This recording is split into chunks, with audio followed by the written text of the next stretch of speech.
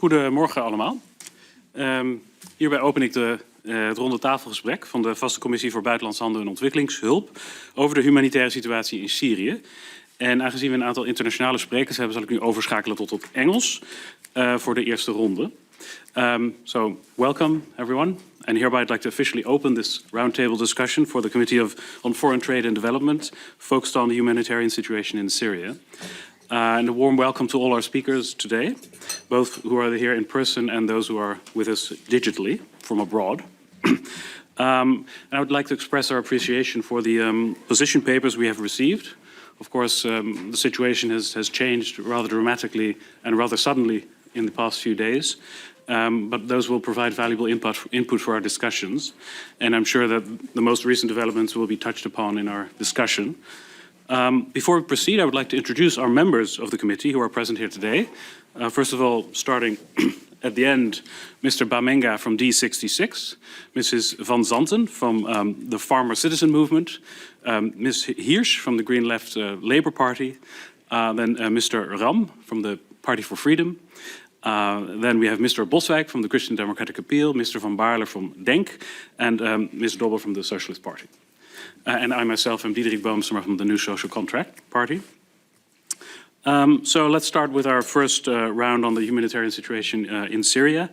Each speaker will have about 3 minutes to present their views, and then we'll go on to questions.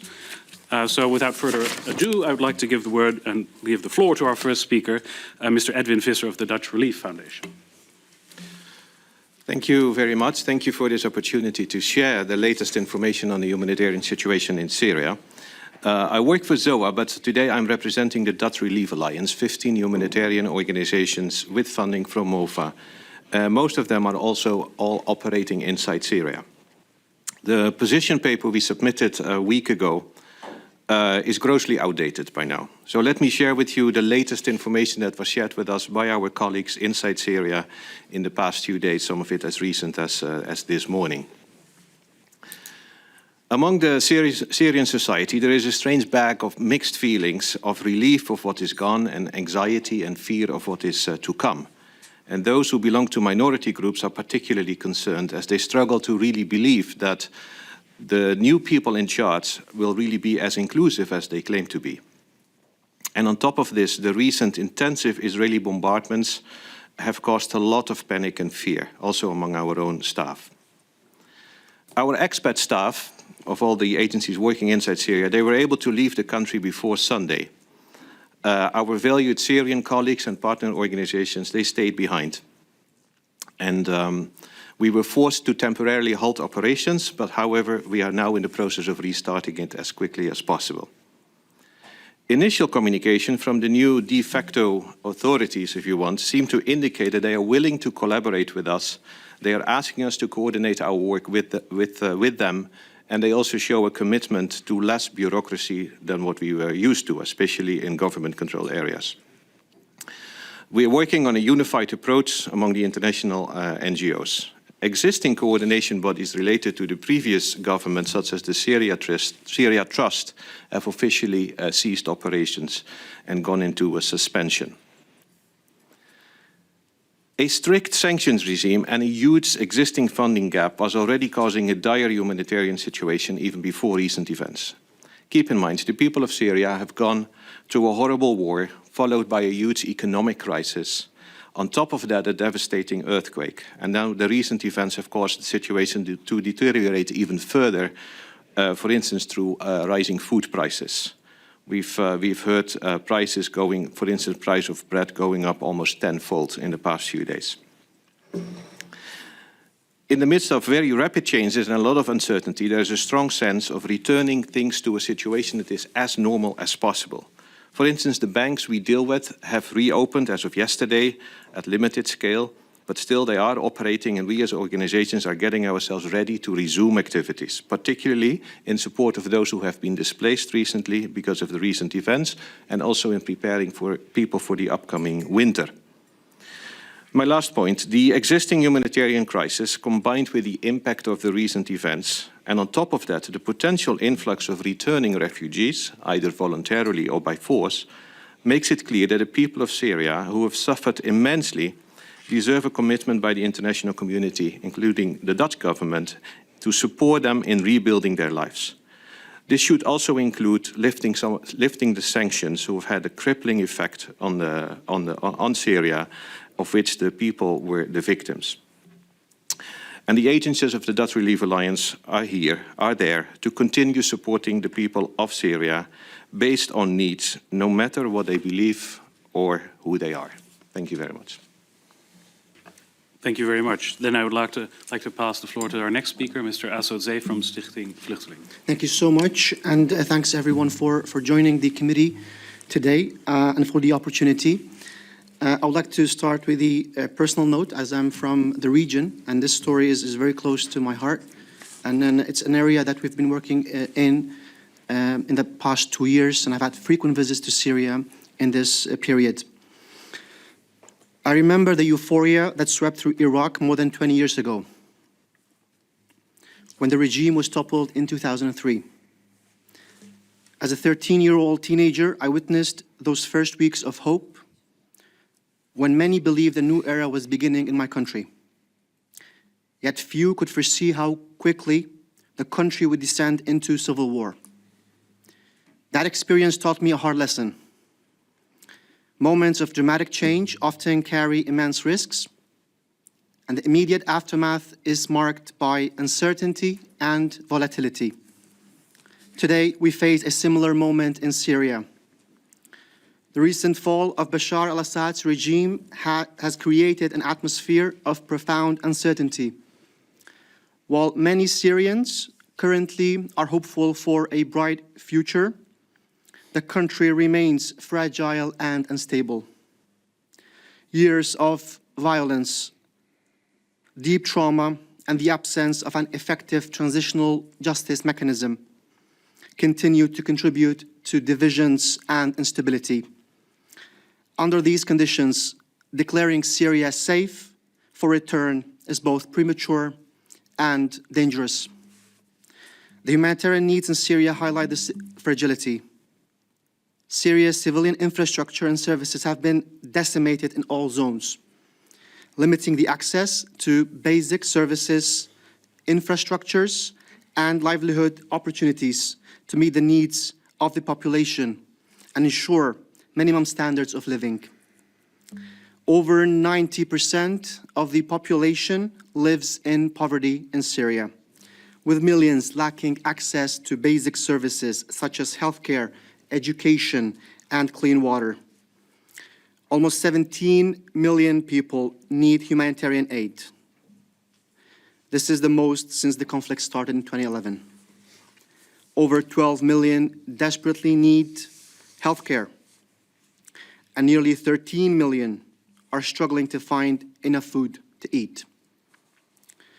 Despite the growing needs, the humanitarian funding gap has never been this big, leaving Syrians in an unimaginable crisis, at risk for exploitation and forced to use negative coping mechanisms such as child labor and child marriage. If immediate action isn't taken to address these gaps, a safe and dignified return remains a distant reality for people living outside of Syria. In this moment of uncertainty, protecting Syrians must be our foremost concern. Stability will not return overnight, and any discussion of safe returns must be grounded in reality.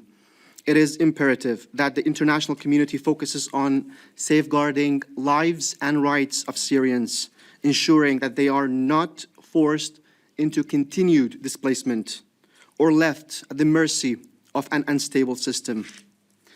To achieve this, we urge you to advocate for increased funding to cover critical gaps, address the impact of sanctions on the provision of basic humanitarian services, and work to ensure unimpeded access to reach those in need.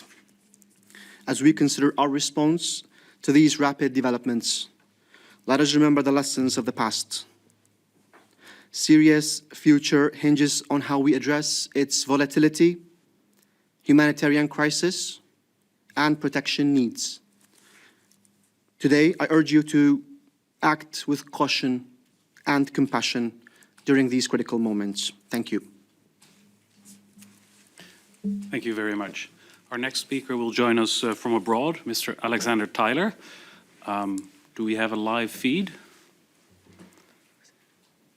Yes, I'm online. Can you hear me? Right. Great to have you here.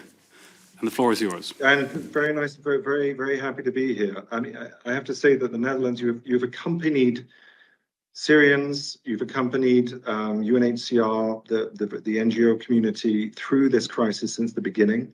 I have been working on the Syria region, in Jordan and Lebanon and Turkey and Iraq for over a decade. I remember very well the support we've received over the years, but also, through direct engagement through the VNG and other sort of private sector mechanisms, municipalities from the Netherlands who came to support, also helping us develop Zatri camp. And more recently through this Prospects partnership, which is a key funding mechanism helping us to try and give refugees a future through supporting livelihoods and other sort of more self-reliance type activities, which has been absolutely key. And I think, it also speaks to how, we are looking forward to this partnership continuing as you continue to support Syrians, including the potential to help rebuild Syria. I won't repeat everything. I have to say that we agree with what I agree very clearly with the last two speakers. They've described very well this complex situation inside Syria. There is hope, there is elation, there are celebrations. At the same time, there is insecurity. There is public disorder. There is relatively widespread looting now, including targeting government facilities, homes, even warehouses with humanitarian assistance inside. Again, the hospitals are overstretched. You've already heard the description of the banking situation and how food prices are rising. There is significant military operations as we speak, both by Turkey against the Kurdish SDF in the northeast. Over 100,000 people have been displaced there in the last day or so. That adds to 1 million people displaced since the beginning of this military offensive by HTS a week ago. In addition, Israeli forces are bombing all over Syria, former government military installations, and reportedly, we cannot confirm, but reportedly are moving past Golan Heights into Quneitra with some ground forces. So this is a very unstable moment. There is hope, there's optimism, but it's it's a very uncertain time, and I think this is reflected very much on what refugees are telling us in the region. We have very good communication mechanisms with refugees, intention surveys, helplines. We have received a lot of interest in the last few days from refugees asking us questions about return. All of them are then saying, but now is not the right time. We're nervous, we're worried. What will the security situation be like? What will the new authorities be like? What about the crime levels? Will my children be at risk? Will they be able to go to school? And I think that mixture of hope and concern really does sum up the current situation inside Syria and speaks to how I think we have to be, constructive but cautious going forward. Now, in terms of UNHCR's observations of refugee movements, there was a lot in social media. You would have perhaps seen videos of queues of people on the Turkish border with Syria, families, young men with plastic bags looking as if they're returning home. Our observations are that those returns are relatively small. There have always been movements across the Turkish-Syria border for many years. This doesn't seem to be a significant increase in scale. It's similarly on the Jordanian border. There are very small groups of Syrians who are going back by bus, but most of those are Syrians in Jordan without necessarily refugee status. They were there on other visas. The exception is the Lebanese border, where there have been several thousand people crossing. But again, that comes from Lebanon into Syria. But that comes at a time, after the military interventions by Israel in Lebanon and the destabilization of the Syrian population there. At the moment, this is a mixed, multi-directional movement. There is internal displacement. There are refugees leaving and Lebanese leaving Syria to come back to Lebanon. And certainly not least with these military operations by Turkey in the northeast, there are concerns among the Iraqi authorities that there could be refugee influxes in there. So again, a moment of uncertainty where we need to remain grounded, principled, and really focused in on what is in the best interests of the Syrians. Now, in terms of UNHCR's positions, we believe that we should be focused on refugees' choices and enabling those choices. So if a refugee would like to return, where it's clear that that return is well informed, it is voluntary, it is in safety and dignity, we believe that they should be supported. At the same time, and again, from what we're hearing, many refugees are very nervous and do not believe the conditions are in place yet. We urge caution and encourage donors to continue to support Jordan, Lebanon, Turkey, to encourage them to maintain the space for refugees, their rights, their access to services, and to keep on funding programs in these neighboring countries so that refugees don't feel pushed by a lack of assistance or documentation or other issues to be pushed back. Now, this is in parallels to Europe, of course. I mean, certainly in UNHCR's view, it would be completely inappropriate at this time to consider forced returns or deportations from Europe at this stage. We understand why asylum adjudication has been halted.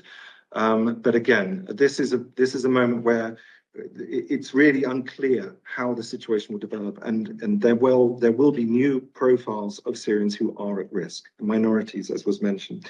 I would say that this is a critical moment in terms of regional stability. What we do now, how we proceed, how we support Syrians, how we support the neighboring countries, will define the security situation and the instability for the years to come. Premature refugee return at this stage could well contribute to greater instability, as well as affecting the individuals who are part of that movement. So caution, let's pause, let's reassess, and we're very pleased to continue our collaboration with the Netherlands going forward. Thank you. Thank you very much. Thank you. And best of luck to you over there. Please stay with us for the moment because some of the members may have questions for you. But first we move to our final speaker, Mr. Fadi Shaul from the Syrian NGO Alliance. Hi, good morning, everyone. I'm very grateful for your invitation today. My name is Fadi Shaul. I'm representing 23 Syrian National Alliance. I'm not only representing this organization, but also I'm representing the joy and the pain of the Syrian people. I just came out of Aleppo a few days ago, trying to assess the situation on the ground. I'm going to try not to repeat what all my colleagues said, because they covered and they well covered everything they said. And I just want to explain to you a little bit of what is going through the Syrian minds. Syrian people have gone through unimaginable kind of terror, intimidation, and torture for the past 12 years. Living under the regime, ISIS, Iranian militia, the Soviet militias, and other terror aspect, left the Syrian people in total fear for the past 12 years for their life. Making a decision to come to Europe, taking the boat, it is not an easy decision. Or to walk from Turkey to Greece, coming to Europe, going through all aspects with their children is not an easy decision to take. It's not because they're coming here because I want to live in Europe, no, because there's fear of their life. So they had two choices, either to die by sea or to die under the regime or under ISIS. So that's the kind of people, how they're being affected mentally to extend. When I saw people in Aleppo a few days ago, looking in their eyes, I thought these people are coming out of the grave. I mean, I'm not talking about the people who be imprisoned. I'm talking about normal people, It's total chaos, fear, ambiguity. They don't know what's going to happen tomorrow, future, etc., etc., etc. Even the people who live in Turkey or a different country, they don't know what is going to happen tomorrow.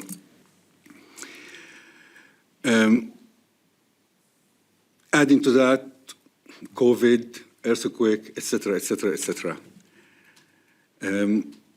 We really, all what we're asking you at the moment, is not to add salt to our wounds on the Syrians. let's pause, let's wait, let's see what's going to happen tomorrow. Everyone at the moment in Syria is very, very happy, but at the same time, we don't know what's going to happen tomorrow. There's many scenarios could happen in Syria. We have the Libyan scenario, we have the Iraqi scenario, or it could be a civilized scenario. We don't know. So what we're asking you is to pause, not to force people to return, to wait what's going to happen tomorrow, and let people make that choice whether they want to return or not, but in a dignified manner, not by force. The humanitarian needs as it stands before 2 weeks ago was estimated by $4 billion to cover the basic humanitarian need in Syria. And it's only 30% is met as 2 weeks ago.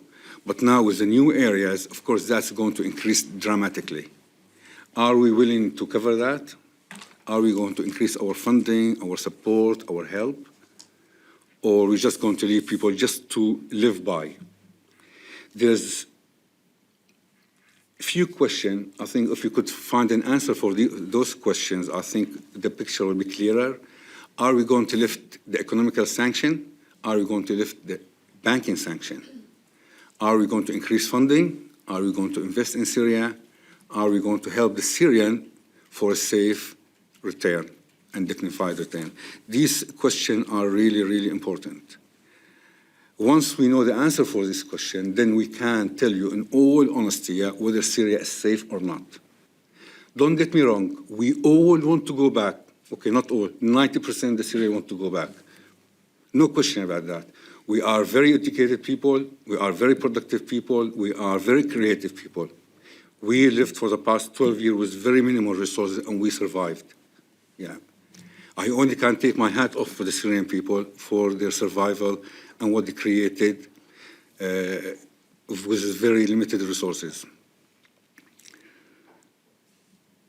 So we don't need to be forced to go back.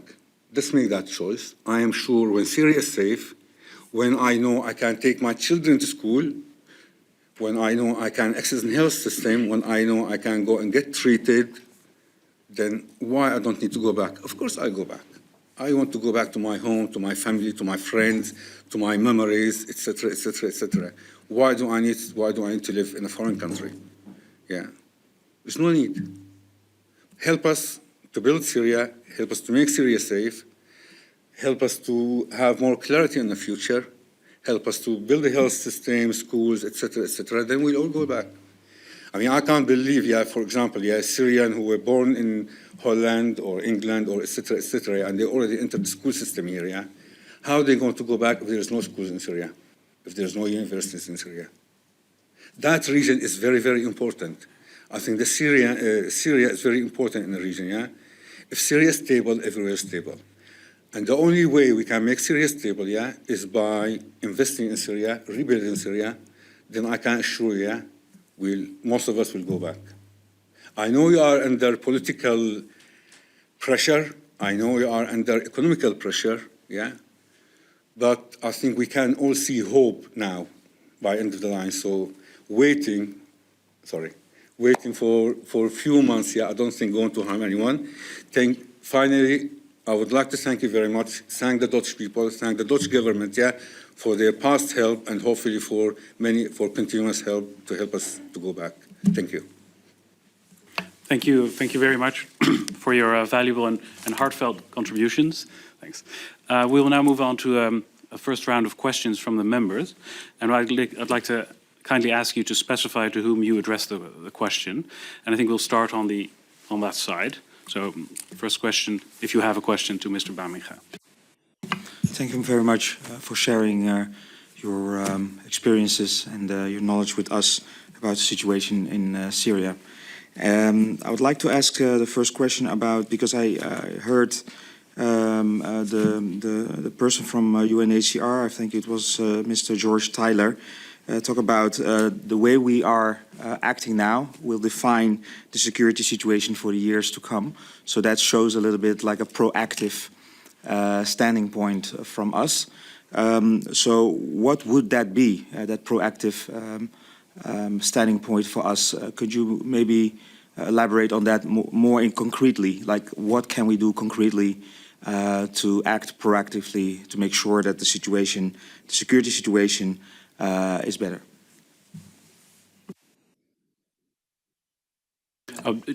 To whom did you address the question? Well, first at George Tyler, because George Tyler came with it. But if there are others who would like to add to it, that would be very fine. Mr. Alexander Tyler, in fact. Thank you very much. And I do defer. There are Syrian experts in the room who are from Syria and should be the key voices on this. And in fact, that is the point. We need to listen to Syrians. We need to listen to the Syrian refugees. There needs to be a process, a political process, which is being discussed of how a transitional government can be developed, how governance structures can be put into place in a manner which is inclusive of the different groups in Syria, and which allows for the international community to interface with that in supporting development and infrastructure investment, all while trying to ensure that the rights of Syrians are protected by new structures as they are developed. This is, I would add here that it is crucial to take a comprehensive approach, not just getting focused on return. We are doing return contingency planning. We are looking at scenarios. We are ready to adapt, depending on what refugees tell us in Jordan, in Lebanon, in Turkey. And if they want to go back, we will support them. But I think it is, whilst investing in Syria and trying to set up that stability, as the other speakers have said, you need to invest in the region. You need to maintain asylum space in Europe. And you need to, give people time, and especially until we can all see how the situation develops. Thank you. Thank you. Would you like to add something to that?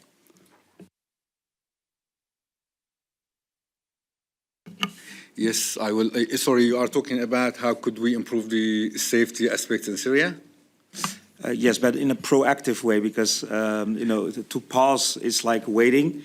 But we can also do something proactively for the situation. Yeah, absolutely. In my opinion, I think we need to have an open mind. I think we need to have a dialogue. Europe, the Dutch government, etc., need to have a dialogue with the authority on the ground. We need to make them feel, for example, you're going to be part of the process. How can we help you? How can we advise you? How can we support you? If we got like a block between us, then it will be very difficult for us to achieve that. So I think let's have an open mind with dialogue to see where we're going through. Thank you. Next question from Mrs. van Zanten. Thank you, and thank you all so much for joining us and telling your stories about the situation in Syria. My question is kind of similar to Mr. Bamenga. Because I hear a lot of you talk about funding. Of course, I understand that, but if the money would be there, is the knowledge there to build the whole country, to build new schools, to build the banks, to build infrastructure and society? Because a lot of people have fled. So how would you see that working out? To whom do you address it? Maybe Mr. Salou. Yes, we've had experience for the past 13 years. I think the partnership between local NGO and international NGO, we could achieve that quite easily. But with like foreign people, or is there expertise within the country, or? No, both foreign and local people. Of course, we need your expertise, other government expertise, other countries' expertise. Of course, we need that. But what I'm trying to say, we've been working very closely together for 13 years with international NGO, and we have the mechanism now, to do so and make that better for the future. Next question. Thank you very much, and thank you very much for being here. I imagine you have a lot of calls from all sorts of people for your knowledge, so it's good to have you here. I have a question to start with. I don't know if I pronounce your name right, Zai? Maybe not, but... so you were talking about your experience in Iraq, and most of you also have been referring to the position of minorities I think in the region, but also specifically in Syria. So which groups are the most vulnerable as we speak now, and how can the EU assure that these groups are protected, both by doing things, but also what shouldn't we be doing at the moment? No, I think Fadi can also mention later, but maybe starting from Iraq, I think it's these, like especially in the Middle East, we have very diverse and you know, sometimes the societies has been ruled under autocratic governments for decades, where a minority or maybe had been ruling. In the case of Syria, actually also in the case of Iraq. The Sunnis were not the majority in Iraq, and they've been ruling for decades. So what happened in 2003 was that when the Shias majority came to power, there was more of a reaction, and that's where it led to the Sunnis being sidelined and an insurgency taking place, which later led on to a civil war. Now, we really hope that this is not the case in Syria. However, looking at the last 13 years, Syria has had its own share of sectarianism. Divided on very clear ethnic and religious lines. Now in Syria again, the Sunnis were not in power. Actually, it was the Alawite minority who was in power for this time. So the question would be, if now a new group takes over, what happens to people who were in power for decades? You know, the question of you have Christian minorities in Syria, and then. Also divided along the ethnic lines of the Kurdish in the east of the country. So I think when we talk about the volatility of the situation, it's not only the security aspect, but actually it's really related to the sectarian divide and the makeup of the country. That's why how it's going to evolve is difficult to predict because it is so complex in makeup. And I think that's why everybody really hopes that it's going to be different than the last 13 years, that the new people coming sort of start looking at things differently, protecting the rights of minorities and then of people who might be more vulnerable. But again, I think it's not the question of minorities, because now you have minorities that have been ruling, and now they're on the opposite side. And I think maybe I had a talk with some colleagues from Syria and then actually with Fadi yesterday, and they always mention that Syrians, and they mentioned that we don't like the word minorities because for 40 years Syria, we mentioned minorities. Syria was ruled and protection of minorities, under which a lot of things happened. We want Syria for Syrians, for where everybody's equal, regardless of their ethnicity or religion. If you want to add. Thank you. I mean, the previous regime always played on this card, and every time I really hear it, about minority, protecting minority, the regime really make me laugh and sad at the same time. It's nothing to do with the regime, it's the nature of the people. We've never had a minority issue in Syria. We've never had really any problem in Syria, before the Assad regime and after the Assad regime. We all lived in harmony. In fact, we start to have this problem only between Shia and Sunni in Syria. That's after Bashar al-Assad came to power and because the Iranians start to interfere much in Syria. But before that, we've never had a problem. I mean, where I used to live in Homs City, in a building, 8 flat, we have 4 flat Christian people living with us for 30 years. We've never had one single issue. So that's make me really laugh, because we are the people, our nature, we can protect that harmony. We don't need the regime to protect the harmony, because we've been living together for hundreds of years without any problems. Thank you. Thank you. Mr. Ram. Yes, thank you very much, and thank you for being here. It's very enlightening to how you talk about it and very informative. I have a question about the geopolitical situation and also about the people who are now in power, because that's not very clear to me. What I read about it is almost 4 groups, main coalitions are fighting or are in power, and the main one is HTS. which is a descendant of Al-Qaeda, I believe, which I'm worried about, of course. What will that mean for the region? But also there are almost 6 geopolitical players: Turkey, Iran, Russia, Israel, Hezbollah, and the United States, of course. Can you say something about the risks and about the people who are in power now, and what we can do to mitigate those risks? And I don't know to whom I have to ask this question, actually. So, which one? Would any of you like to respond? Yeah. I think the only way forward and to eliminate this risk is by opening dialogue and having direct discussion with them. That's the only way. If we don't do that, then it could be a problem. But if we make them feel, okay, we want to help you, we want to support you, how could we do this, how we should do that. Of course, I mean, HTS is the main group now, the main armed group who is controlling the ground.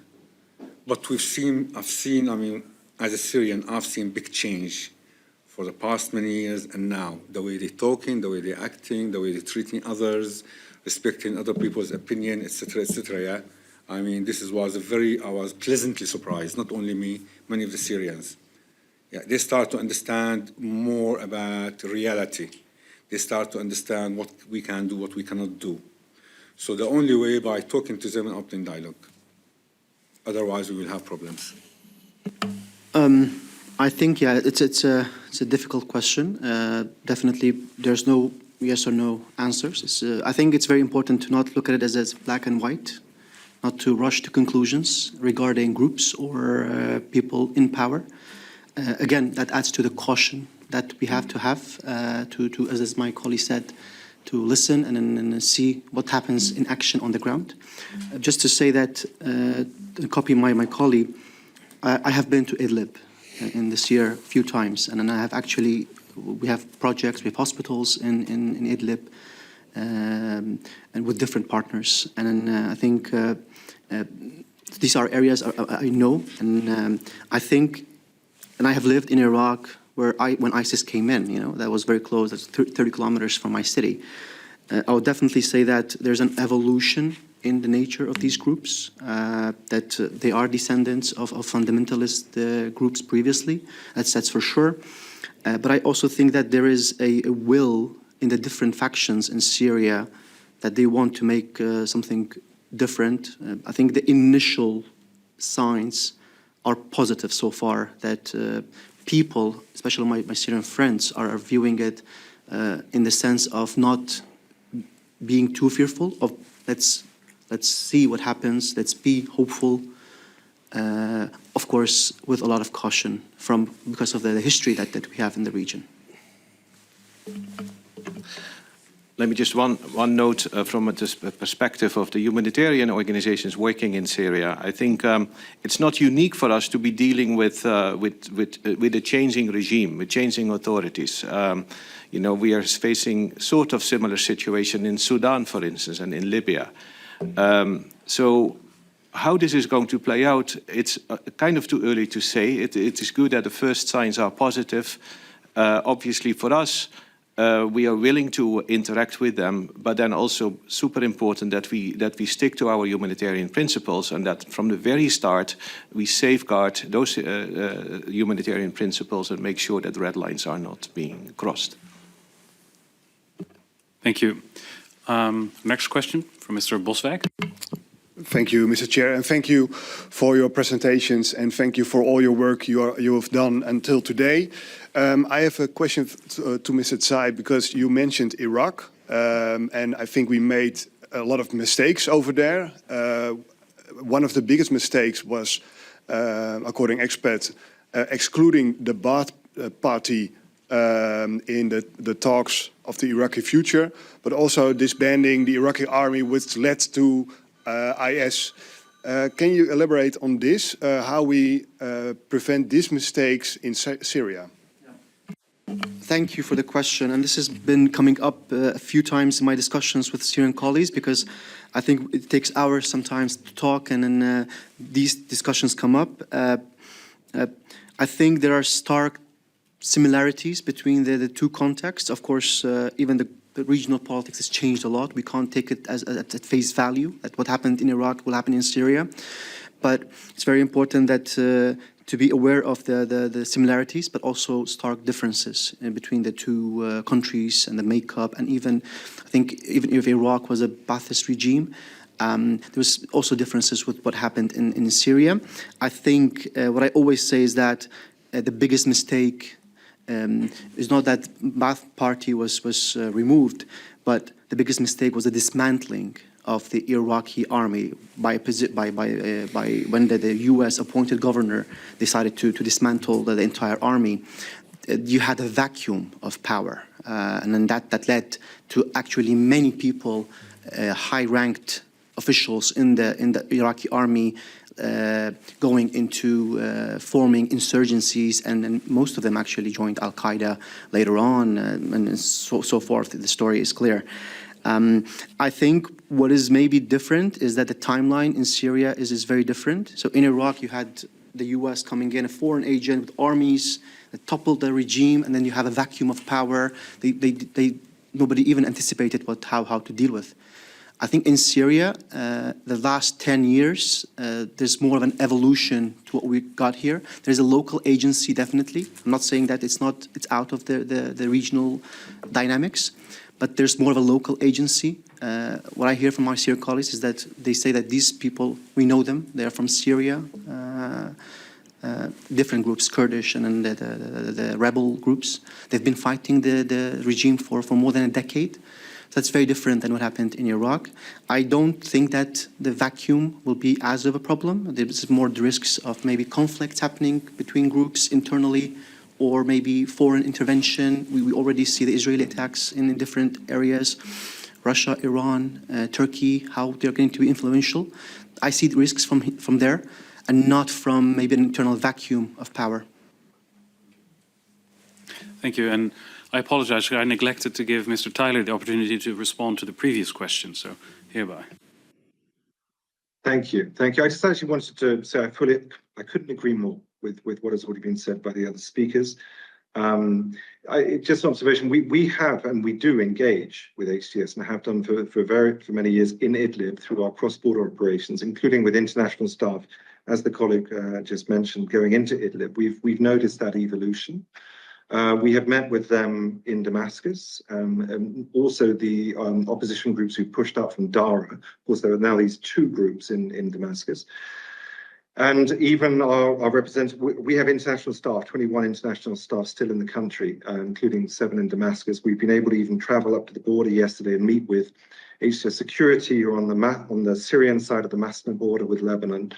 And they're saying the right things. They have said to us, you know, they're aware of the looting, they're aware of the public disorder. They've said, give us some days. We're keen to work with you. They have come and talked to our international staff and national staff in Aleppo, again with the same sort of positive messages. I think it remains to be seen. It remains to be seen how far that also filters down from the senior leadership, and how much they can remain a coherent and allied series of groups. And again, engagement, as has already been said, with them, support of political processes, inclusive political processes led by Syrians is a key way forward. I would say another factor on this is the role of the regional actors. That can be very positive for countries surrounding Syria. It can be very negative.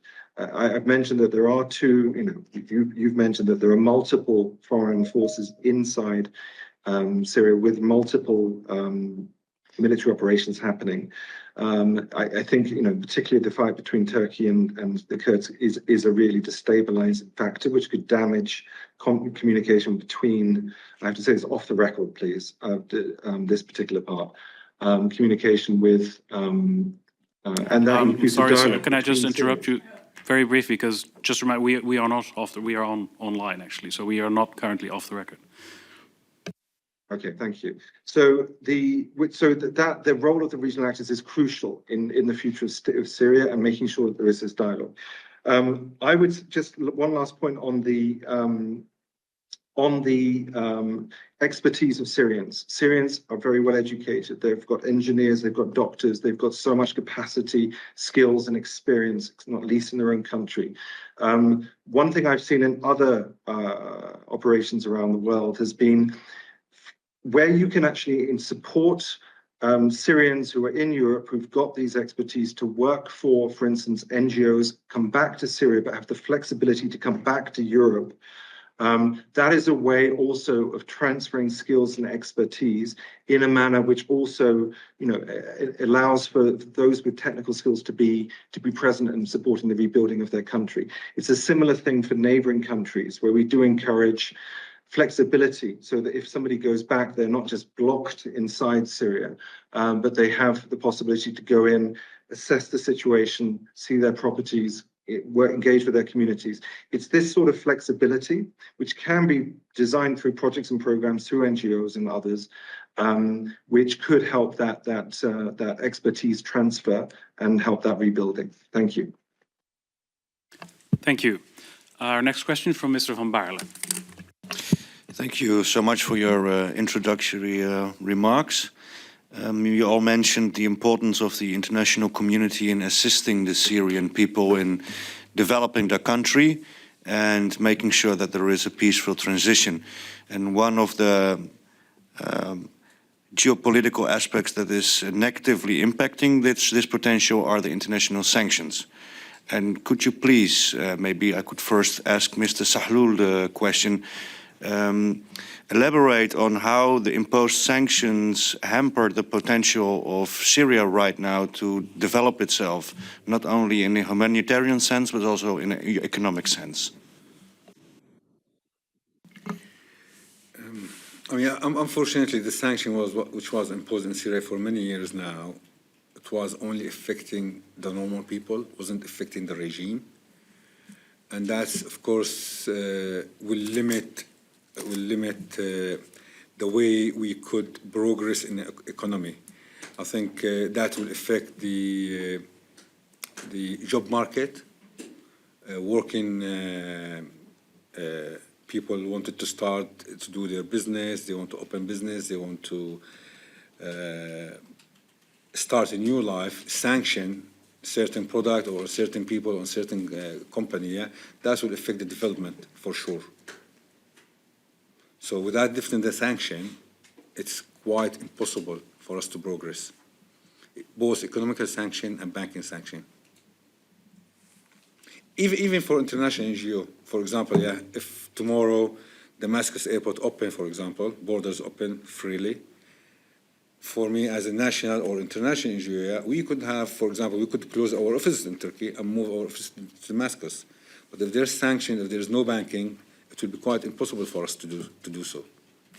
So that's very important, very crucial. Thank you. Another question? From Ms. Dobbe from the SP, thank you. And thank you very much for your introductions and the important work that you are all, I think, doing now in very difficult circumstances. So thank you very much for that as well. And I think you very clearly described, even before what happened last week, the humanitarian crisis that is going on in Syria, and that is gravely concerned us already before the developments that we saw last week. And now this is also adding to the uncertainty. And I think you also very clearly described that, for example, if with concerns of stability that is not yet certain, the safe return for a refugee at this time is premature. So thank you for that. I have a question regarding concerns to the position of women and girls. I'm wondering, can you say something about that? Do you share concerns regarding to the position of women and girls? And what can we do to promote the women's rights and the girls' rights at this time? For whom do you address the question? I'm not sure, Chairman. Maybe Mr. Desai? Right. No, I think it's definitely one of the groups that needs special focus. I think even before the recent events, maybe from my experience and the work that we are doing, we were working with actually one of our partners was a women's-led organization, Equity and Empowerment. It's in Idlib, based in Idlib. They actually had access to women, and then they were running women centers, specifically focusing on women activities. And we could see that that there are specific needs for women that the local community, the local NGOs, national NGOs are trying to respond to. I'm very happy that we had access to these women. They could come to the centers, and we supported 3 projects with this partner in northwest Syria. I think it goes back to part of there are special needs. I think in that context, again, it's the question of uncertainty of how that's going to evolve. I think in Idlib, there were certain challenges and difficulties. However, we could run our centers, we could provide activities to women. However, there are certain, definitely bigger challenges that women and girls are facing in the community, in the communities that we were working in all over Syria. And I think that's something to really kind of look at in the coming months, to see how the conditions for women are going to change, and then what the new maybe ruling kind of people or ruling entities will look at the rights of women, and then the future of women in Syria. But I think, again, I think just to mention one point, that the local authorities in Idlib that was ruled by HTS, and maybe the factions in Aleppo, they were ruling a very small area before 2 weeks. Right now it's going to all over Syria. And then again, I was talking to Fadi yesterday, and Fadi was telling me that Damascus, the women are so independent and free. The culture is very, we hope that remains there. However, with true participation of women. But again, I think there are certain concerns that we will have to really look at closely in the next period. Let me just add one thing to this. Imagine, being a Syrian, having gone through war for so many years, 12, 13 years, people having been displaced, for instance, to Lebanon, being forced out of Lebanon back into Syria. Imagine the amount of trauma that people have gone through, and the sky-high need for psychosocial support for those people. They have been traumatized deeply. Definitely special concern there, women and children. So I think as we talk about supporting Syria, the new Syria, as it is evolving, yes, there is a lot of need for, in the material sense, rebuilding the country. There's the very basic needs, even food support and winterization support. But let's also not forget the psychosocial support that is badly needed for the Syrian people. Thank you. Mr. Tyler? And I note here that you have 4 male speakers talking about women and girls, but of course Syrian women should speak to this. I mean, all I can add to that is that in terms of the broader policies towards women of HTS, I think that remains to be seen. As this one of the last speakers said, in Idlib, there are some positives there. I would say that this is, this is a country which is where the fabric has been torn of the fabric of society, and I think what we have seen over the last 14 years has been very, very ingrained patterns of sexual violence against women and girls. It speaks also to the breakdown of law and order, which again, at a time like this, is even more pronounced in terms of those risks. We have, as UNHCR, we do talk to women and girls, refugee communities around the region, and have done in the last few days. And again, the women and girls are raising these sorts of concerns with us. Will I be safe? Will my father saying, will my daughters be safe? What will concerns about criminality, concerns about instability, and often in these sorts of very, very precarious moments of transition and instability, that's often when women and girls are at the most risk. Right. Thank you so much for highlighting this important issue about human rights, try to support women to be independent, to find jobs, etc. But we keep contradicting ourselves as international and national NGO, because for the past few years, we've seen a great reduction when it comes to women support, into health, mental support, into protecting the children. The answer always for the past few years, this is not the life-saving, so this is not the priority. As long as it's life-saving, we give you money. Not life-saving, we don't. This is, at the beginning of the Syrian crisis, yes, it gave a great importance, but past 3 years, it's been neglected badly. Thank you. Thank you. So we have about 5 more minutes, so not enough for another full round of questions, but perhaps time for a few urgent remaining questions that we can then take in one swoop and then have the speakers a chance to respond, if there are any remaining questions. Mr. Bamenga? Yes, very quickly. I just want to know if, especially Alexander George Tyler, if he agrees to the fact that deporting people now in this insecure situation will be a breach of the non-refoulement principle. Ms. van Zanten? Thank you. Yeah, I was... Oh, yeah. Sorry, I would take the questions all in one go and then give you all a chance to respond. Ms. van Zanten? Yeah, thank.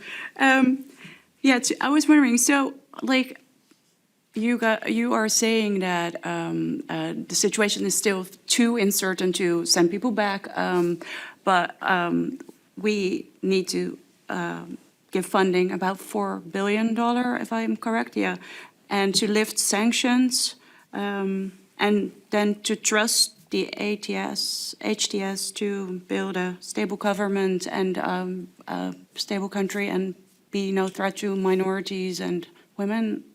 So I find that like a bit hard to comprehend, to just give $4 billion and then hope HTS is work things out. What's your question? To explain that further. And I think there was one more from Ms. Dobbe from the SP. Thank you. Very short. We talked a little briefly about the sanctions and the influence of sanctions on the country and the humanitarian situation. And I was wondering, what do you think should the conditions be to lift those sanctions? Or should they be lifted instantly according to your opinion? Thank you. I think we'll start with Mr. Tyler. In terms of whether forced returns would constitute reform or a breach of international refugee law, yes, at this, and you know, this is why UNHCR is calling on member states to respect that principle. I mean, in short. Thank you. Mr. Visser, would you like to respond to any of the questions? Yeah, in response to the question of the 4 billion, so the 4 billion, that's the figure in the humanitarian response plan for Syria, which is all the funding goes through UN agencies, through NGOs like those of the Dutch Relief Alliance. And I believe the experience that we have in dealing with all sorts of regimes shows that we know sort of what the preconditions are to use those funds responsibly. And with clear oversight also from those agencies involved. This is not 4 billion to go towards the government. This is going towards the humanitarian responders. Thank you, Mr. Zee. No, I think same point, but because you mentioned that 4 billion to be given to HTS, I think none of the speakers has mentioned that. Sorry, but I think it's much more complicated. Again, we talked a lot about volatility. We talked a lot about caution. That's what we hear from our Syrian colleagues in the country. And I think it's very crucial that we are talking about a next government that includes the different Syrian parties, factions, from different ethnicities, different religions, that will be able to rebuild the country with the expertise that they have. It does not mean that HTS should be with the one focused with all talks, and so that's what we're hoping for the future of Syria. And again, I think that the 4 billion is very clear. That's the HRP, and then it reflects the humanitarian needs that need to be covered. It doesn't mean that the Netherlands will have to give 4 billion. Yeah. Well, you're welcome to. Very briefly then. Thank you. No, I didn't mean the 4 billion to be for HTS solely. It's just that, do you trust that the money would be in good hands for the humanitarian aid while there is the HTS? Like, would you trust HTS to be like supportive? I think we are at an important point as we are at the start of this new era, to ensure that the preconditions that are required for spending it responsibly are met. And there is an openness for an HTS side to discuss this with us. They have the experience in the Northwest already, also in dealing with NGOs and UN. And I think this is really a crucial time to enter into a dialogue, or to continue the dialogue, in fact, with HTS to see how we can do that while safeguarding humanitarian principles and other preconditions that are important. Thank you. Final words for Mr. Chahloul. Just let me add to my colleagues, HTS, they did realize they need the international community. They realized badly they need me, they need other international NGOs. So they, at the beginning of taking control of Idlib, yes, was very difficult dealing with them. But now they fully understand their capabilities, and they understand fully without our support, we cannot rebuild the country. Regarding the sanction, yes, I do agree with you. We're not going to lift the sanction immediately. Let's open dialogue and see what's going to happen. And if there's a positive sign, then we can lift the sanctions slowly, until we see where we're going. Thank you. All right, well, thank you very much for joining us and for sharing your thoughts. It's been very valuable, very interesting. And thank you also from abroad. I think we'll take a break for about 5 minutes before we move on to our next speakers. Thank you. Thank you very much.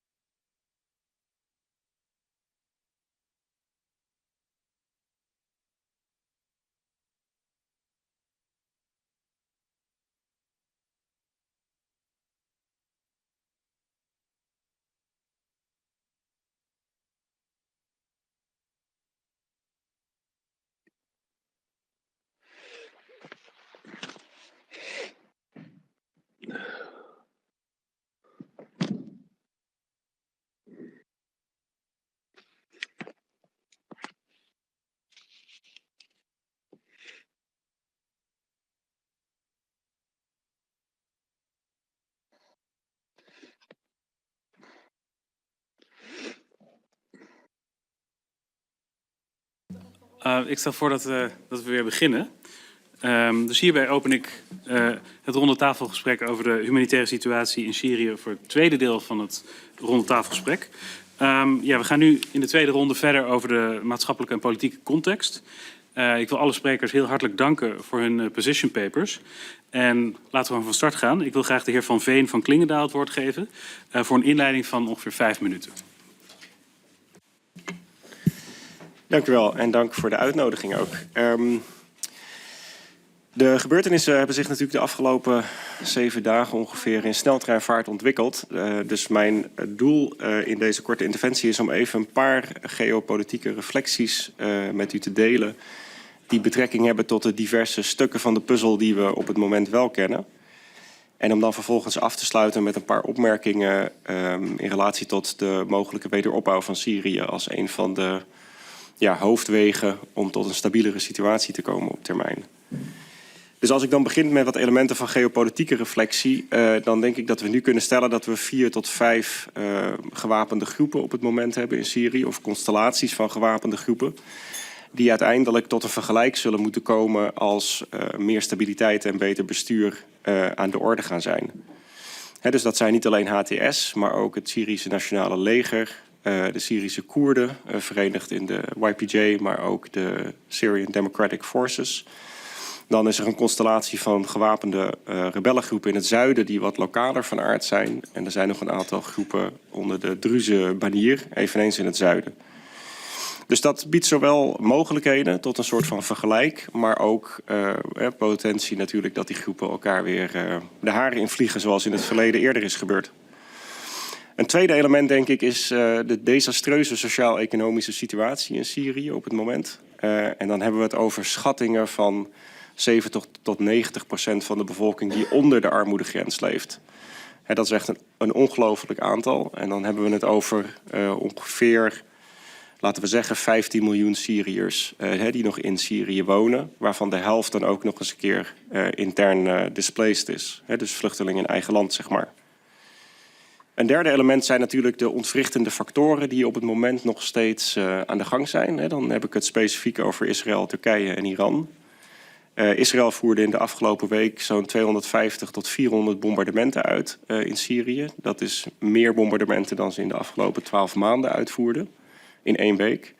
En dat was weer een verdubbeling van de 12 maanden daarvoor. Uiteraard zorgt dat voor een hoge mate van onveiligheid, gevoel van onveiligheid en ook vooral veel verwoesting.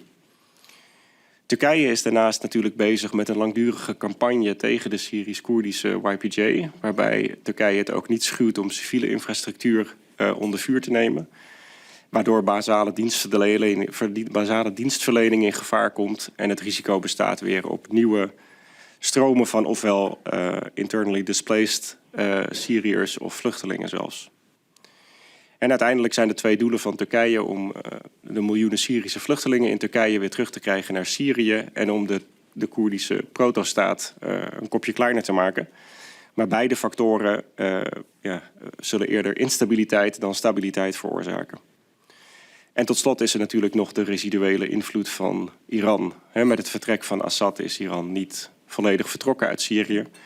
En dat is in het verleden, zoals we in het eerste blok al hoorden, niet bepaald een positieve invloed gebleken. Nou, een laatste element, wat meer binnenlandspolitiek van aard is natuurlijk dat de aard van HTS als organisatie momenteel vrij onduidelijk is. De wortels in Al-Qaeda zijn bekend. We weten ook dat HTS de afgelopen maanden of jaren, moet ik zeggen, een stuk gematigdere koers heeft gevaren. In ieder geval ten opzichte van dat vertrekpunt. En een aantal van de wat meer radicale elementen, leiders en dergelijke binnen HTS ook vrij ruksigloos aan de kant gezet zijn. Maar wat betekent dat nou precies? Dat weten we niet, maar we kunnen wel ervan uitgaan dat de groep islamitisch in zijn oriëntatie zal blijven, conservatief en vrij autoritair. Dat is ook hoe HTS tot dusver in Idlib geopereerd heeft. Dus er zijn 2 toetsen, denk ik, die daar nuttig zullen zijn om het gedrag en de daadwerkelijke gematigdheid van HTS in de toekomst in de gaten te houden. En dat is 1, zijn ze in staat om tot een vergelijk te komen met die andere gewapende groepen waar ik het net over had. En daar een compromis uit te slepen die beter bestuur en geïntegreerde bestuur van Syrië mogelijk maakt. En wat zal hun mate voor maatschappijkritiek zijn in de toekomst? Die was in Idlib niet bijzonder hoog. Daar verdwenen regelmatig dissidenten en critici de gevangenis in. Als dat op nationaal niveau ook het geval zal zijn, is dat natuurlijk geen goed teken. Dan tot slot is het risico van een wederopstand, denk ik, van Islamitische Staat op het moment behoorlijk overschat. Dus er zijn natuurlijk de nodige mensen, duizenden, tienduizenden mensen uit de gevangenissen van Assad vrijgekomen. Maar dat zijn natuurlijk vooral politieke dissidenten en mensen die verdacht werden van een gebrek aan loyaliteit jegens het regime. Terwijl de meeste voormalige IS-militanten in het Noordoosten vastzitten onder Syrisch-Koerdische bewaking. En de stabiliteit van dat gebied hangt veel eerder af van de voortdurende aanwezigheid van de Verenigde Staten. En uiteraard de rol van Turkije. Nou, als we het dan hebben over een serieuze aanzet tot wederopbouw, want dat is eigenlijk de enige manier om de mate van stabiliteit in Syrië op de middellange termijn duurzaam te verhogen. De schattingen lopen op tot $400 miljard als bedrag wat nodig is om Syrië weer enigszins in de buurt te brengen bij de vooroorlogse economische situatie. Daarvoor zijn dan wel wat voorwaarden. HTS zou dan conditioneel in ieder geval van de sanctielijst af moeten van de VN en de Verenigde Staten. Als ik even aanneem dat die in een soort van bestuur van nationale eenheid terechtkomen, als dat er komt. Er zal een soort vergelijk moeten komen tussen die gewapende groepen om enigszins gecentraliseerd bestuur mogelijk te maken. En een aantal generieke sancties zouden ook in ieder geval tijdelijk opgeheven moeten worden. Nou, om dan af te sluiten, wat zijn dan de lessen die we van elders kunnen leren op het gebied van wederopbouw? De ervaringen van de afgelopen 20 tot 30 jaar. De cruciale voorwaarde is stabiliteit en veiligheid. En dat vereist, zoals ik al een paar keer zei, een deal tussen de huidige gewapende groepen. Maar het is tegelijkertijd van belang dat die deal niet in marmer gebeiteld zal zijn. Er moet parallel een herstel van maatschappelijke capaciteiten voor dialoog en politiek engagement plaatsvinden. Om te voorkomen dat die machtsbasis van die gewapende groepen zich met de tijd verankert en ze dus in staat zullen zijn om hun machtspositie verder uit te buiten. En dat zal op haar beurt dan weer een mix van internationale begeleiding en toezicht vereisen. Zeker gezien de huidige stand van zaken in Syrië. Waarbij zo'n internationale presentie dan over de stokken en de wortels beschikt ten aanzien van die gewapende groep en hun belangen om ze af en toe te kunnen nudgen. Ga linksaf in plaats van rechtsaf. En dat alles uiteraard op basis van de waarden van het VN-handvest. Een ene laatste punt is dan de noodzaak tot het gradueel integreren van geweldsmiddelen. Er zijn nu allerlei groepen die natuurlijk hun eigen gang gaan en over vrij zware wapens beschikken. Dat is in de toekomst natuurlijk een recept voor instabiliteit, omdat je daarbij de middelen hebt om jouw politiek onwelgevallige beslissingen gewoon met geweld te blokkeren. Nou, daar hebben we processen als security sector reform voor en veel ervaringen elders. Dus dat is een dossier wat niet al te lang zou kunnen wachten. En tot slot is snelheid van groot belang, denk ik. Er is nu een moment van hoop. Er hangen heel veel vraagtekens boven de markt. Maar Assad is verdwenen en daarmee is de belangrijkste tegenspeler voor een herstel van Syrië conform de lijnen van resolutie 2254 verdwenen. En er kan nog van alles misgaan, maar gezien de armoedeniveaus die ik net noemde, zal wachten in ieder geval niet de stabiliteit van Syrië verder bevorderen. Nou, er zijn dan twee potentiële consequenties voor Nederland ter overweging. Eén is natuurlijk het zo snel mogelijk heropenen van de ambassade in Damascus, voor zover dat gaat onder de huidige omstandigheden. En twee zou zijn de vraag, is Nederland dan bereid om op termijn een flink bedrag opzij te leggen om die wederopbouw van Syrië een stukje vooruit te helpen. Als voorwaarde ook voor op de lange termijn terugkeren en dat soort zaken. Nou, dan hebben we het over geen kinderachtige bedragen. En de intentie is natuurlijk eerder om het budget voor ontwikkelingssamenwerking te korten. Dus daar zit in potentie wel een spanningsveld tussen. Dank u wel voor de tijd. Dank u wel. Dan gaan we naar onze volgende spreker. De heer Van Dam, voormalig ambassadeur en Midden-Oosten-deskundige, die ons online tot ons komt. Welkom en aan u het woord. Ja, dank u wel. Ja, ik heb nog een stukje geschreven, dat is inmiddels wat verouderd. U kunt het deel van Assad doorstrepen, maar de rest is nog steeds geldig. Eigenlijk zitten we nu in een situatie, de nieuwe machthebbers zouden een wonder kunnen verrichten. Op papier in ieder geval. Maar de vraag is of ze dat kunnen en willen. We hebben nu gezien dat El-Jolani tegenwoordig heet hij Ahmed al-Shara, heeft hele gematigde verklaringen afgegeven. Het klinkt heel mooi.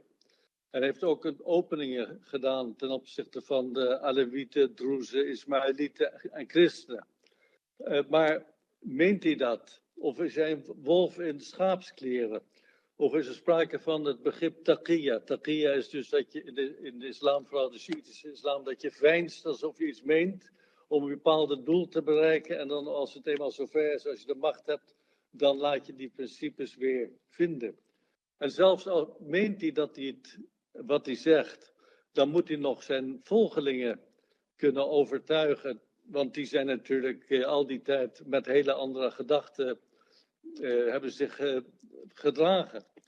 En als ik nu kijk, heel onlangs, u heeft het allemaal op de televisie kunnen zien, een gesprek tussen al-Jolani en de premier van Damascus, die inmiddels is afgetreden. Daar had hij dus de Syrische vlag, de vlag van de Syrische revolutie met 3 sterren. Daar staat iedereen achter. Maar hij had daar ook daarnaast, op een nog belangrijke plaats, de vlag van de HTS, Hayat Tahrir al-Sham, staan. Dat is de omgekeerde vlag van de Islamitische Staat. Zwart-wit is wit-zwart. Die vlag die vertegenwoordigt absoluut niet de hele Syrische bevolking, maar alleen dus de HTS. En eigenlijk op zich is wat daarop staat, La ilaha illallah wa Muhammad Rasulullah. Er is geen God dan God en Mohammed is Ghazan. Daar is niks bijzonders aan, behalve dan als je dat op een vlag zet, betekent dat in de praktijk iets heel anders, of anders, iets radicalers en dergelijke. Dus waarom is de revolutie eigenlijk pas na zoveel jaar geslaagd? Waarom is nu pas het gelukt dat Assad ten val is gebracht? Nou, er zijn natuurlijk een heleboel redenen voor, want de oppositiemilitairen waren oorspronkelijk veel te zwak om dat aan te gaan. En daarom zijn er ook zoveel doden gevallen, meer dan 500.000. Maar een van de redenen was de oneenigheid tussen de oppositiemilitairen onderling. De ene groep werd door deze staat gesteund, bijvoorbeeld Qatar, dan weer andere door Saudi-Arabië, andere weer door Turkije. En die hadden allemaal onderling hun eigen belangen, die hebben ze nog steeds trouwens. En die oneenigheid, de grootste vijand, is weggevallen, maar ja, ze zijn nog steeds elkaars vrienden niet en dat kan nog een heleboel problemen opleveren. Als ik kijk naar de verklaringen van al-Jolani, ik blijf hem even zo noemen, dan komen die sterk overeen met de zogenaamde verklaring van Riyadh eind 2015, waarbij de toenmalige oppositiegroepen hebben principes uitgevaardigd. Even nog, dat heeft 5 jaar geduurd na de revolutie, totdat ze principes vastlegden. En dat betekende dus eigenlijk dat Syrië, het nieuwe Syrië, een democratie moest worden, diversiteit moest worden gerespecteerd, inclusiviteit, gelijke rechten voor alle geloofsgemeenschappen en etnische groepen, dus gelijke rechten voor Koerden, Alewieten, Soenieten enzovoorts enzovoorts. Dat is dus eigenlijk het principe, daar heeft ook de Syrian Opposition Coalition nog tot opgeroepen. Dat moet nu waargemaakt worden. En de vraag, zoals ik al zei, is, gaan ze dat doen en kunnen ze dat doen? Het is een unieke kans. Het feit dat Syrië in puin ligt en dat de woningen, de enorme armoede, om in zo'n context dat te doen is natuurlijk niet erg gemakkelijk. Als ik denk dat bijvoorbeeld het station in Den Haag heeft 11 of 12 jaar geduurd om dat te herbouwen. Als je nu denkt dat de helft, nog een heel groot deel van Syrië in puin ligt, dan is dat heel moeilijk. 2 punten. Edwin heeft dat al genoemd. Diplomatieke betrekkingen. Ik denk die moet je zo snel mogelijk herstellen. Ik vroeg eraan niet om de vluchtelingen terug te krijgen, want dat heeft geen enkele relatie, ook bij Assad niet. Naar mijn idee, ik voeg er nog even toe, de diplomatieke betrekkingen hadden eigenlijk nooit moeten worden verbroken. Want wil je iets kunnen bereiken, zelfs al is het andere land niet het regime daarin niet je vijand, niet je vriend, maar je vijand, dan kun je meer bereiken dan zonder die. De sancties zouden moeten worden opgeheven zo spoedig mogelijk. Ik geloof, Edwin noemde dat ook al, het is een kwestie van niet wachten tot het allemaal weer veel instabieler wat het toch al is, maar toch veel moeilijker wordt. Maar aan de andere kant is het natuurlijk volstrekt duidelijk dat je gaat niet daar miljarden instoppen als je niet weet wie de mensen aan de macht zijn en of ze alleen maar goede bedoelingen hebben, maar in de praktijk niet. Dus dit is zo ongeveer mijn hele korte inleiding. Hartelijk dank. Dan kunnen we nu door naar de eerste ronde van de vragen. En dit keer begin ik dan aan de linkerkant. Mevrouw Dobbe. Dank u wel en dank u wel ook voor de goede introducties, denk ik. Fijn om de geüpdate versies allemaal te horen, want er zijn natuurlijk veel ontwikkelingen geweest in de afgelopen dagen en week. Ik had een vraag voor meneer Van Veen. U heeft het over stokken en wortels op basis van het VN-handvest, die eventueel ingezet zouden kunnen worden in deze wat precaire situatie. Kunt u daar wat meer over vertellen? Wat voor stokken en wortels zijn dat dan? Uiteraard verdere uitwerking, maar subject voor verdere uitwerking, maar ik kan er wel wat gedachten over delen. Kijk, het begint natuurlijk met de vraag wat voor, wat voor interventieformule de internationale gemeenschap het meest geschikt acht, hè, want dat legt de basis. Er zou bijvoorbeeld uiteindelijk, als het via de VN gaat, een Chapter 7 vredesmissie kunnen komen. Die hebben dan wat meer bevoegdheden op het gebied van geweldgebruik om de openbare orde te handhaven. Er zou ook een speciale politieke missie kunnen komen. Dat is alweer een andere formule. Hè. Dan gaat het meer de diplomatieke kant op en ontbreekt een direct dwangmiddel. Dus dat zijn wat basale keuzes. Kijk, uiteindelijk waar het om gaat, denk ik, is niet dat Syrië direct in de richting van een democratisch bestel naar Europese snit gezet wordt. Dat zal een uitdaging zijn voor de veel langere termijn. Want we moeten niet vergeten dat Syrië natuurlijk uit decennia van dictatuur komt. En de maatschappelijke reflexen, organisatie, mogelijkheden om compromissen te sluiten en dergelijke zijn helemaal niet ontwikkeld tot op het punt dat je daar op korte termijn aan kan beginnen. Getuigen de opmerkingen van de heer Van Dam over dat de oppositie op bepaalde punten drukker was met het over straat rollen met elkaar dan het vechten tegen Assad. Dat was natuurlijk een indicator daarvan. Dus wat te verwachten valt is denk ik dat in eerste instantie de gewapende groepen die nu Syrië beheersen, met daarachter alle lokale en internationale agenda's, tot een relatief autoritair vergelijk zullen komen. In de zin van hoe zij het land besturen. Dat zal niet direct inclusieve democratie zijn. Dus de vraag is, kan dat op een manier georganiseerd worden die zoveel mogelijk respect voor de mensenrechten bijvoorbeeld laat zien en die de startpunten mogelijk maakt voor het oprichten van nieuwe maatschappelijke belangenverenigingen, kritische media, nieuwe politieke partijen, alles wat een democratie uiteindelijk nodig heeft. En dat zijn dus criteria op basis waarvan bijvoorbeeld een internationaal trust fund, maar ook een internationale vredesmissie als die er komt of een politiek gezant zou moeten opereren en het gesprek aan zou moeten gaan met de machthebbers to be. Met daarbij een zekere mate van conditionaliteit in hoe fondsen en inspanningen wel of niet ter beschikking gesteld worden aan die nieuwe machthebbers. En dat moet dan niet op een zwart-wit methode van doe dit, want anders dat.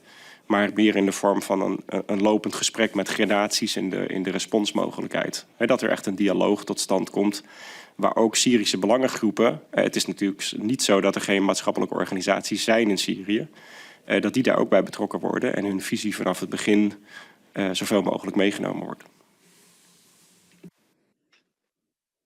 Dank u. De heer Van Baarle. Ja, voorzitter. Ik heb een vraag voor de heer Van Veen, die het had over de geopolitieke spelers die ook invloed hebben op de gebeurtenissen die we nu zien. En een daarvan is Israël. Die natuurlijk al decennia lang onder het internationaal recht illegale aanwezigheid hebben op de Golanhoogte. En nu Syrië zijn binnengevallen, Syrië breed hebben gebombardeerd. En schijnbaar ook zelfs Damascus tot op 20 kilometer zijn genaderd. En ik zou u willen vragen, 1, hoe u dat duidt onder het internationaal recht. En 2, in hoeverre we als internationale gemeenschap en wat we zouden moeten doen om ervoor te zorgen dat deze daden van Israël er niet toe gaan leiden dat het opbouwen van een soeverein en vrij Syrië verder wordt bemoeilijkt omdat de Israëlische regering nog meer gebied van Syrië illegaal annexeert.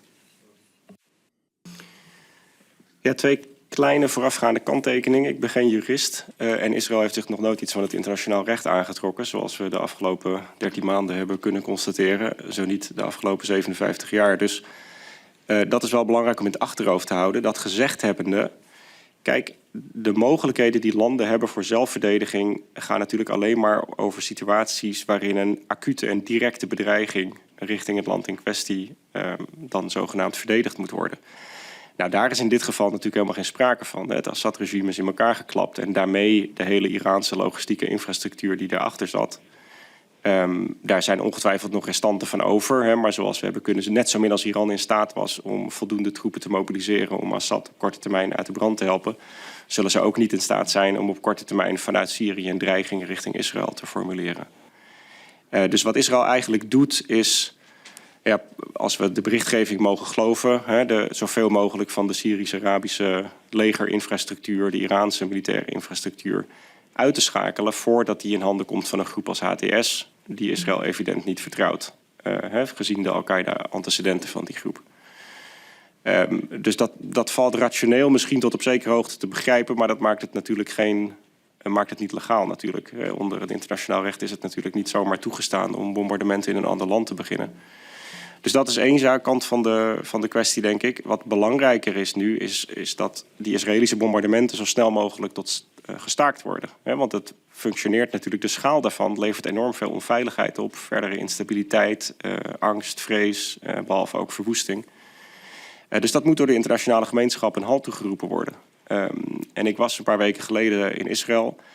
En in de hogere echelons zijn ze daar natuurlijk toch een beetje, hoe zal ik het noemen, machtsdronken door de successen van de afgelopen tijd tegen Hezbollah, tegen Iran. Dat is natuurlijk allemaal fijn voor Israël, want dat waren serieuze bedreigingen natuurlijk. Maar dat betekent niet dat Israël nu carte blanche kan blijven houden om in Syrië ook maar zijn gang te gaan, wat ze de afgelopen jaren deden, met het oog op Iran. Maar de positie van Iran is nu dusdanig verzwakt dat je mag verwachten dat de Israëli's ook wat korter aan de wind gaan zeilen. Heer Boswijk. Ja, dank u wel. Dank u wel voor allebei de sprekers. Ja, ik moet zeggen, even toch reagerend op de Israëlische aanval op de Syriërs. Het deed mij erg denken aan wat de Engelsen deden met de Franse vloot toen Frankrijk zich overgaf aan Duitsland in de oorlog. Dus ja, ergens snap ik dat pragmatisme wel.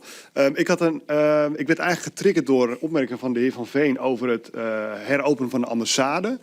En ik hoorde ook de heer Van Dam een interessante opmerking maken van ja, we hadden eigenlijk die ambassade nooit moeten sluiten. En ik zie een vergelijkbare parallel met bijvoorbeeld Kabul, Afghanistan, waar we natuurlijk ook een ambassade hebben gesloten. Wat ik denk ook onverstandig is. Het regime Assad is nu gevallen. Welke concrete maatregelen zouden wij als parlement moeten nemen om een ambassade daar te openen, zodat wij hulpverlening daar beter kunnen coördineren en ook beter zicht hebben op de situatie die er gebeurt? Wat zijn de voorwaarden die de heer Van Dam zou stellen waar wij rekening mee moeten houden om dat te doen? Ik zou helemaal geen voorwaarden stellen. Het is in ons belang, maar ook in het belang van de ontwikkelingen, veel meer nog in het belang van de ontwikkelingen in Syrië, om een dialoog aan te gaan. Een dialoog die kun je natuurlijk niet als je de betrekkingen verbroken hebt. En als je helemaal niet wil praten. Dus ik zou helemaal geen voorwaarden stellen. Dat werkt ook helemaal niet. We kunnen niet zeggen tegen El-Jolani of wie daar nu ook officieel de premier of de president moet nog komen, is van we willen eerst dat jullie dit of dat doen. Nee, ik zou zeggen, wij wensen Syrië alle goeds toe. We hopen dat u uw woorden ook waarmaakt en dat er sprake gaat zijn van een tolerante, liefst democratisch, maar goed, dat is nog wat veel, maar goed, waar alle groepen worden gerespecteerd. En wij komen graag daarom onze ambassade openen. Dus ik zou geen voorwaarden stellen, tenzij natuurlijk het weer heel anders wordt. Maar zelfs dan zou ik nog de betrekkingen herstellen. Nog even als een historisch voorbeeld. Dus toen de oorlog Iran-Irak gaande was, die heeft 8 jaar geduurd. 7 jaar hebben die twee landen diplomatieke betrekkingen gehouden. Ze hadden altijd een kanaal van hun communicatie. Dus ik zou zeggen, zonder voorwaarden, maar wel natuurlijk vragen of benadrukken dat we die betrekkingen herstellen op basis van de goede voornemens van dit nieuwe regime, zal ik het toch nog maar noemen. Een hele kleine vervolgvraag van de heer Van Bossel. Dank, voorzitter. Ja, voorzitter, we hebben eerder al een keer een debat gehad over Afghanistan. Toen was de reactie van de toenmalige minister, ja, het heropenen van een ambassade. Daarmee geven we legitimiteit aan het regime wat daar nu zit. Is de heer Van Dam het met mij eens dat het erkennen van een regime en het heropenen van een ambassade twee verschillende dingen zijn? Ten eerste moet je dus sowieso een ambassade hebben om iets te kunnen bereiken. Ja, dat is natuurlijk ik zou zeggen, bijna een vraag voor de interne Nederlandse politiek. Je erkent de legitimiteit van iemand. We hebben dus jarenlang gezegd, Assad heeft zijn legitimiteit verloren. Dus ik zou zeggen, in kortweg, geef ze de benefit of the doubt. En als je dus eerst gaat afwachten, maanden of misschien wel een jaar of nog langer, van laten we eerst eens kijken of het wel goed gaat, of ze doen wat wij eigenlijk vinden wat goed zou zijn voor het land, dan hebben we geen bijdrage geen positieve bijdrage kunnen leveren. Eigenlijk meer een minder goede of zelfs negatieve bijdrage. Dank u wel. De heer Ram. Ja, dank u wel. Ik heb een vraag aan de heer Van Veen. Het gaat me even dan over de internationale gemeenschap. We zien dat die ook verdeeld is. De afgelopen paar dagen zie je dat Turkije, Rusland en Iran overleg hebben in volgens mij de Verenigde Emiraten, als ik het goed heb. Ja, aan de andere kant heb je natuurlijk Israël, Verenigde Staten aan de andere kant, die nog ook spelers zijn in het conflict. Wat moet er nou volgens u gebeuren om één antwoord te creëren in deze gefragmenteerde internationale situatie? Want dat is natuurlijk de puzzel waar je ook op doelde, denk ik ook. Ja, dat is werkelijk een uitstekende vraag. Waarbij mijn eerste gedachtenstreepje zou zijn dat er zo'n eenduidig antwoord niet gaat komen. Omdat daarvoor de belangen te tegengesteld blijven. In het bijzonder van de landen die u zo even noemde. Maar dit is wel het moment, denk ik, voor de Verenigde Naties om bijvoorbeeld erin te stappen. Of de Arabische Liga, of in ieder geval een internationale organisatie met enige statuur. Om te voorkomen dat de landen die u zo even noemt, die hebben allemaal een eigen agenda. En die is niet gebaseerd op wat het beste voor Syrië is. Die agenda's zijn allemaal gebaseerd op hun eigen nationale veiligheidsbelangen. En die botsen met elkaar in een aantal van die gevallen. Dus als we die de vrije loop laten, met andere woorden, als we de wederopbouw of het re-engagement met Syrië aan de landen overlaten, zoals Israël, de Verenigde Staten, Turkije, Iran, Rusland, dan kunnen we er ongeveer van uitgaan dat het conflict op een of andere manier opnieuw zal oplaaien. Dus ik denk dat dit bij uitstek een moment is waarop de mechanismen die daarvoor bestaan, en dat zijn met name VN-mechanismen, zijn werk zouden moeten gaan doen. Dus ik hoop dat er een aantal lidstaten, of de secretaris-generaal of een van de P5, op korte termijn daar een initiatief toe neemt. En er is natuurlijk al een basisstructuur in de vorm van een speciaal gezant. Er zijn modellen aanwezig in Noord-Syrië over hoe multidonor trust funds opgezet kunnen worden en hoe die kunnen functioneren om de wederopbouw ter hand te nemen. En er zijn legio ervaringen uit andere landen. Dus ik denk dat dat de sleutel is om te voorkomen dat die centrifugale tendensen die we in het verleden hebben gezien zich nog een keer voordoen. Dank. De heer Van Dam. Ja, mag ik nog heel even op die betrekkingen met Syrië? Het is een technische kwestie die misschien nog even moet worden uitgezocht op buitenlandse zaken. Destijds is de Nederlandse ambassadeur vertrokken uit protest tegen de bloedbaden door Assad aangericht. Vervolgens is de Syrische ambassadeur in Brussel tot persona non grata verklaard. Daarna is onze ambassade gesloten. Dat betekent dus niet dat de betrekkingen technisch verbroken zijn, maar dat de wederzijdse ambassades gesloten zijn. Een mogelijkheid is dat bijvoorbeeld de ambassadeur in Beirut vervolgens contacten opneemt met Damascus. Er zijn diverse Europese ambassades die daar nog steeds contact hebben gehad. Het kan ook onze Syrië-gezant zijn Dus het hoeft niet het erkennen van een regering te zijn, want het land is al erkend. De betrekkingen kunnen wat dat betreft voortgezet worden. Dank u wel. Mevrouw Hiers.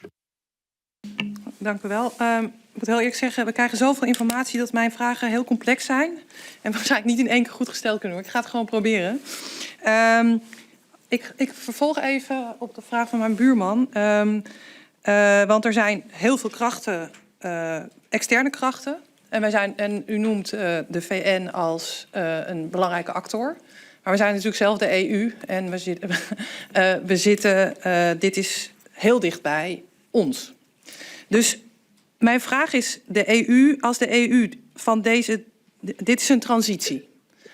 Als de EU van deze transitie, het maximale uit deze transitie wil halen, welke lokale actoren of welke lokale structuren zijn er dan die we zouden moeten gaan versterken? En of tenminste in de woorden, misschien behalve dan de ambassade, maar stel dat we een ambassade hebben, wat zijn dan de eerste aanknopingspunten van zo'n ambassade in dit land?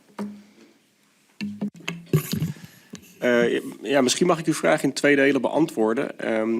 Kijk, de kernvraag voor EU-interventies, nog los van voor zover die gebeuren met directe instemming met de toekomstige Syrische regering, dus op meer bilaterale basis, zal natuurlijk zijn beslag moeten vinden onder een beslissing van de Verenigde Naties. Hè. Als er echt een missie of een grootschaligere internationale aanwezigheid zal komen, dan zal een eventuele EU-bijdrage of presentie daar ingebed moeten worden, omdat dat nou eenmaal de internationaal rechtelijke structuur is, zoals die voorzien is voor vredes- en politieke missies.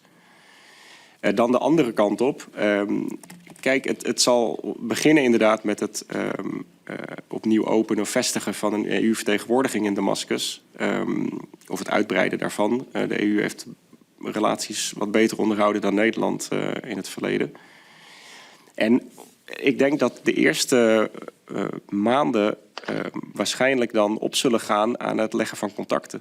Op het moment is Syrië natuurlijk, voor zover het deel van Assad betrof, een zwarte doos. Daar weten we eigenlijk heel weinig van. Anders dan de humanitaire situatie natuurlijk. Maar wat zijn de machtsstructuren? Wie heeft het voor het zeggen? Hoe ziet een club als HTS nou echt in elkaar? Dat soort vragen.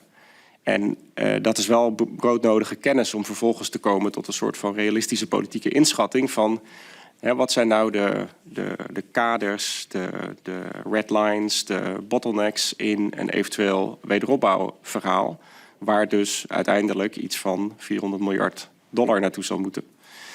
Mijn inschatting zou zijn dat dat geld grotendeels niet van de EU gaat komen, gezien het feit dat de meeste EU-landen momenteel eerder proberen te bezuinigen dan extra geld uit te geven. Maar bijvoorbeeld de golfstaten zouden daar een rol in kunnen spelen, maar dat brengt dan direct politieke complicaties met zich mee.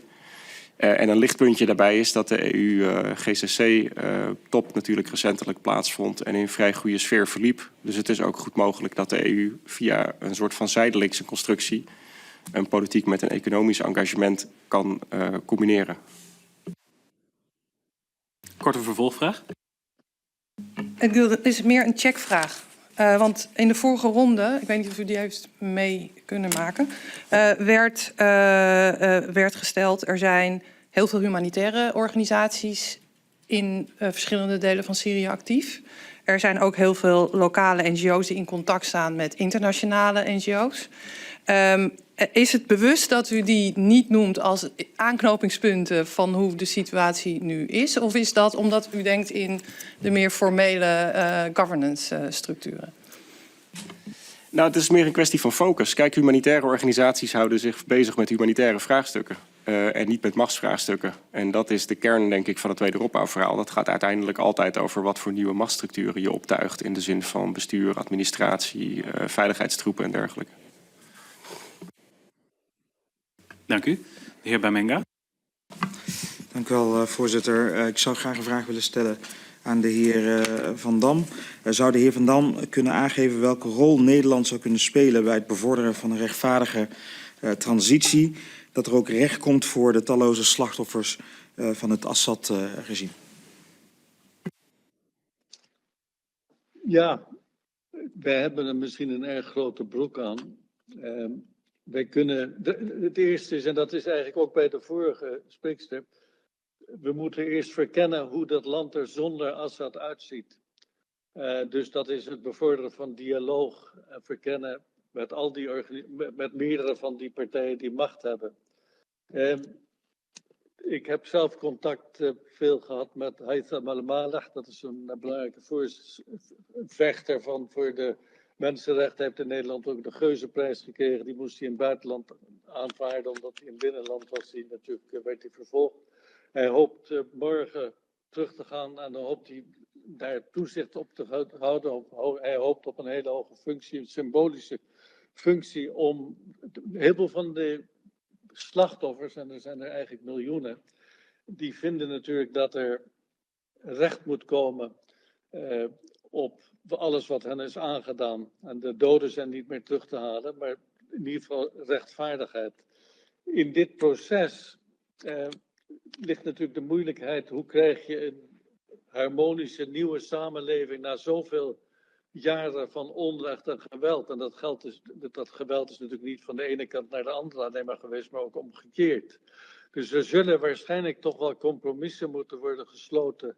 Dat niet iedereen, bij wijze van spreken, die wat heeft gedaan, de gevangenis ingaan, maar wel de ergste personen.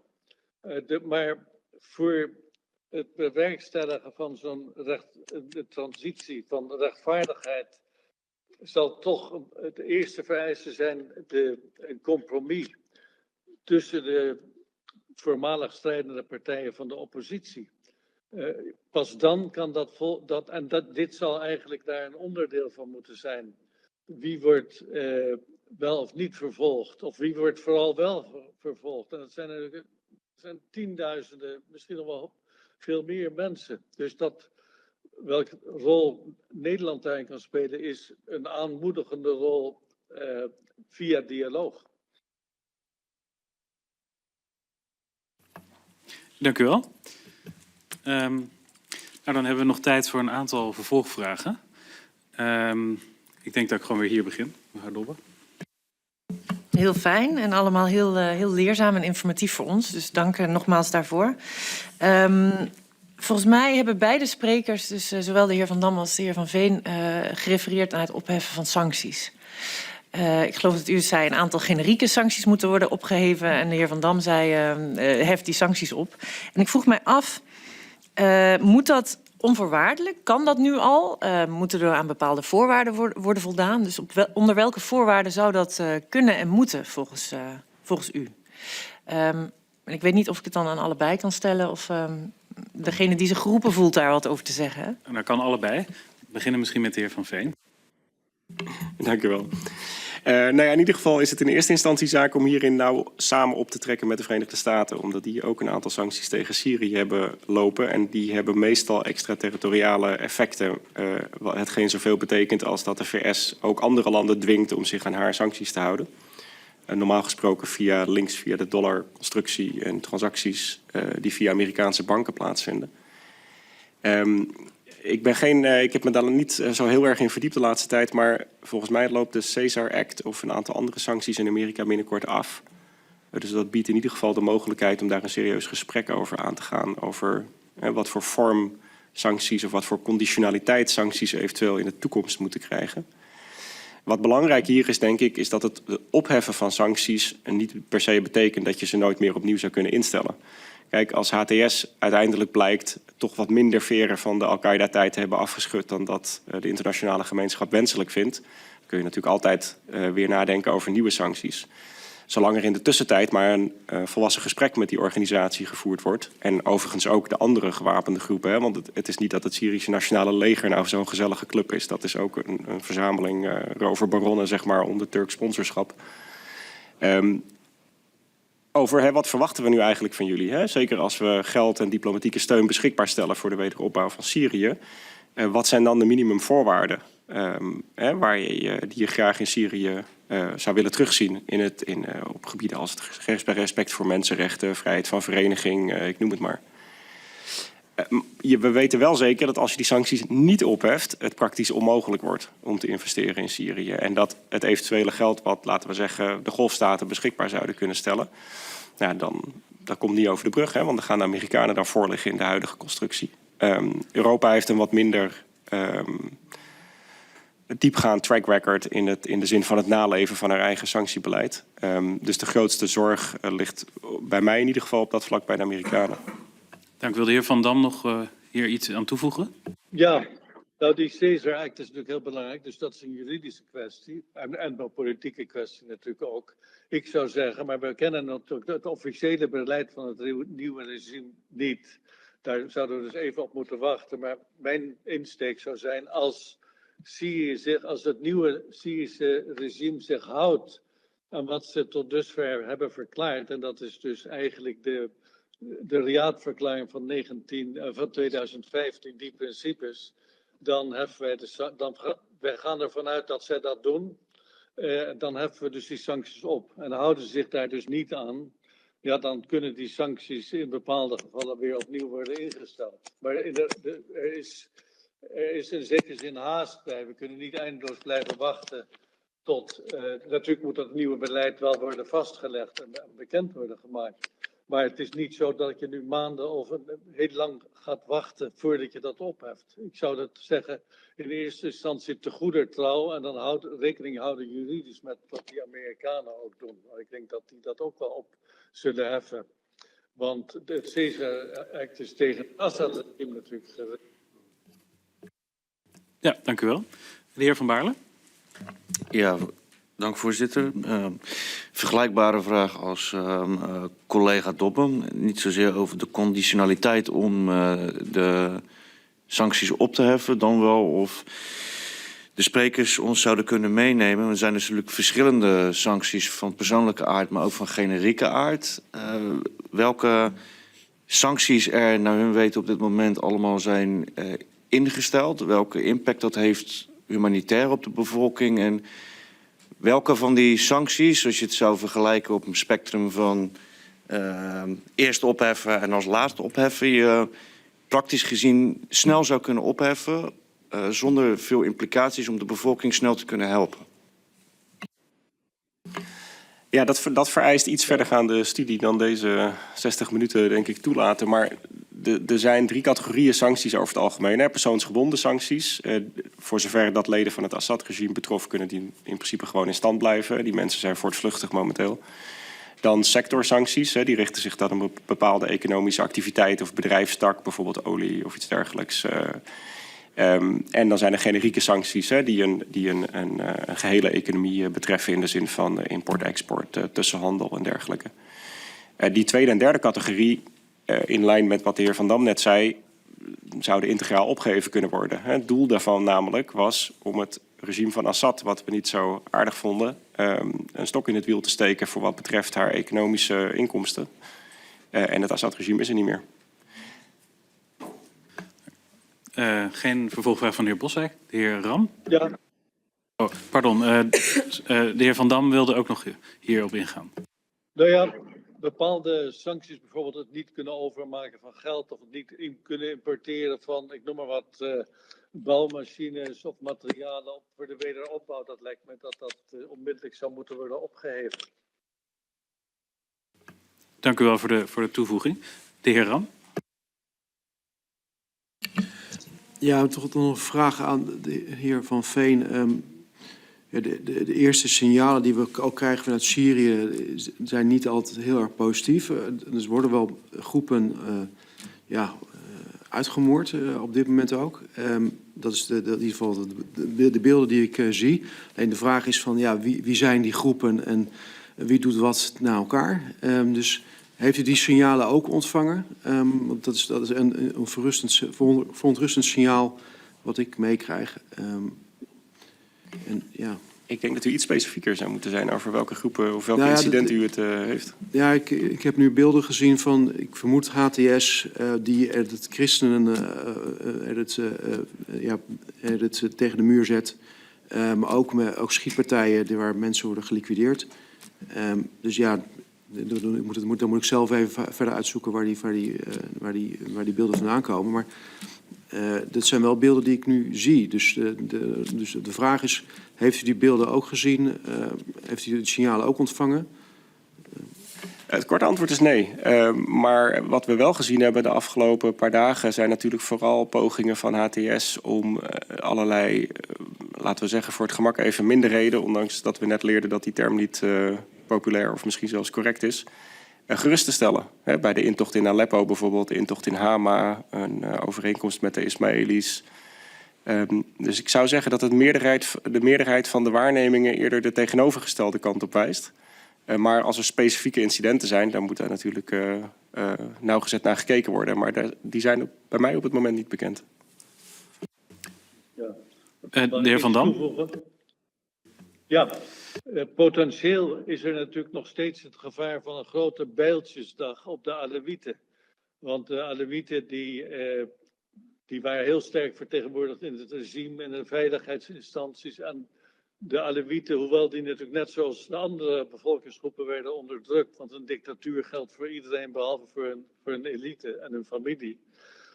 Dat is dus de vrees heel lang geweest van dat als eenmaal de oppositie, zoals HTS, als die winnen, dan gaan ze tekeer tegen de Alewieten. Maar tot dusver is eigenlijk tot mijn verrassing, tot verrassing van velen, is dat helemaal niet gebeurd. Je hebt dus inmiddels dat ook de oppositiegroep, nou ik kan het niet meer oppositiegroepen noemen, maar die zijn dus nu ook doorgedrongen tot het Alewitische hartland, Tartus en Latakia aan de kust. En daar is bij mijn weten niks. Als er iets is gebeurd, is het heel kleinschalig. En van de christenen ook. Het had juist de public relations van Al-Jolani was dat de christenen gewoon in Aleppo hun kerkdiensten konden houden. Nou is daar op zich helemaal niks bijzonders aan. Maar het werd als bijzonder gezien omdat het dus een radicale islamistische groep is.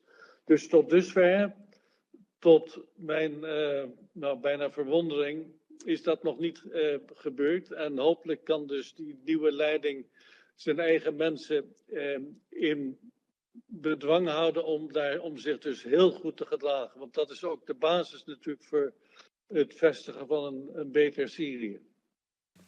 Dank u wel. Mevrouw Hirsch. Volgens mij is dit een vervolgvraag op wat jullie alle twee zeggen. We gaan de situatie in Syrië is onzeker. En we krijgen heel veel verschillende berichten. Ik bedoel, dit is eigenlijk al een illustratie van wat er speelt. Nou kijken veel landen in Europa naar Syrië, wat gebeurt er, maar ook, we hebben het over, is het veilig, et cetera. Wat zijn nou betrouwbare bronnen waar we naar moeten kijken? Waar kijken jullie naar om te weten, om inschattingen te kunnen maken vanaf een afstand? Want we zitten niet met een ambassade daar. Hoe het in Syrië is voor vrouwen, voor allerlei, ik mag het geen minderheden noemen, maar specifieke groepen in het land. Want straks gaan wij hier beslissingen nemen en die worden gebaseerd op informatie. En we leven in een tijd van desinformatie. Dus naar wie moeten we luisteren, volgens jullie? Ja.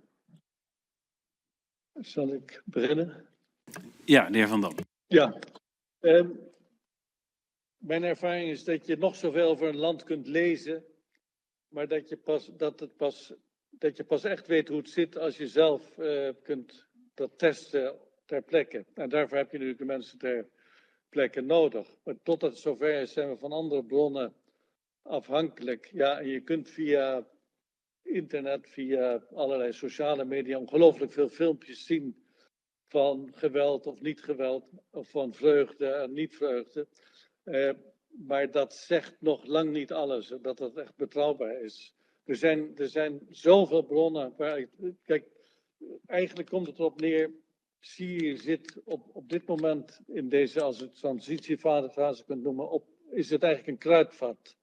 Het kruidvat waarbij dus moet worden gezorgd dat door de nieuwe leidingen, want er zijn natuurlijk veel meer groepen dan alleen HTS, om dat binnen de perken te houden. En om ervoor te zorgen dat bepaalde spelers, zoals bijvoorbeeld Turkije, daar niet zich heel veel mee gaan bemoeien. Wat ze natuurlijk wel gaan doen voor zover dat de Koerden betreft. Of de SDF, de PYD. Dus je kunt nu niet zeggen, dit is een betrouwbaar... Ja, ik heb wel mijn bronnen, een paar, maar ik heb er niet honderden of zo. Dus het is niet... daar heb je meerdere mensen voor nodig die zich daarmee bezighouden en die bronnen controleren.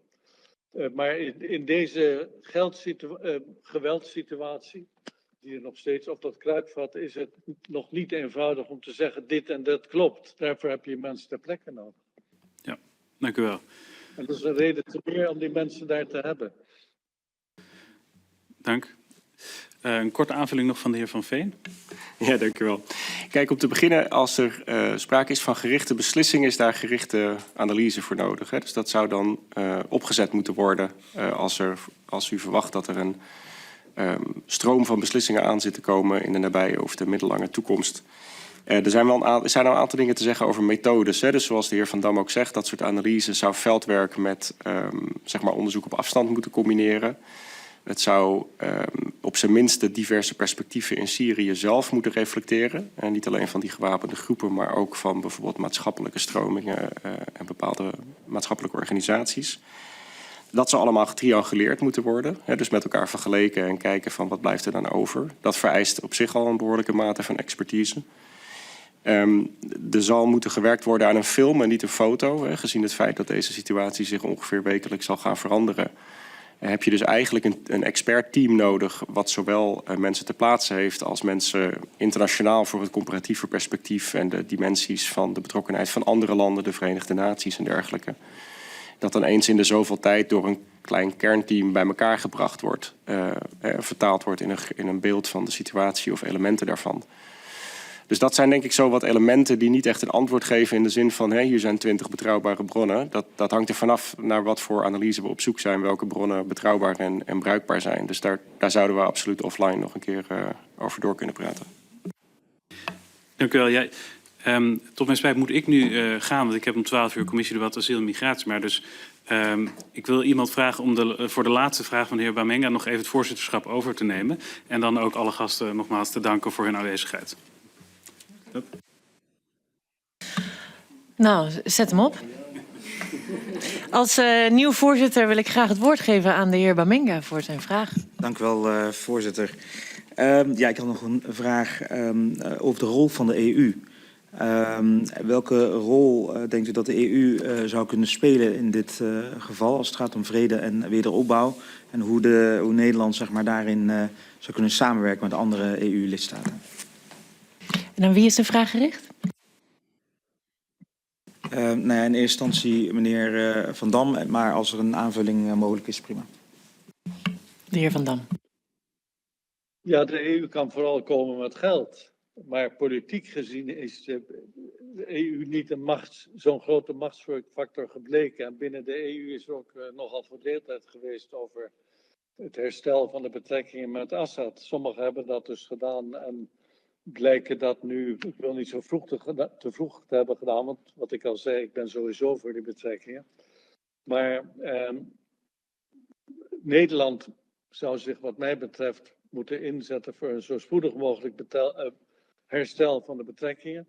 En voor het zo spoedig mogelijk opnemen van contact met de nieuwe Syrische machthebbers.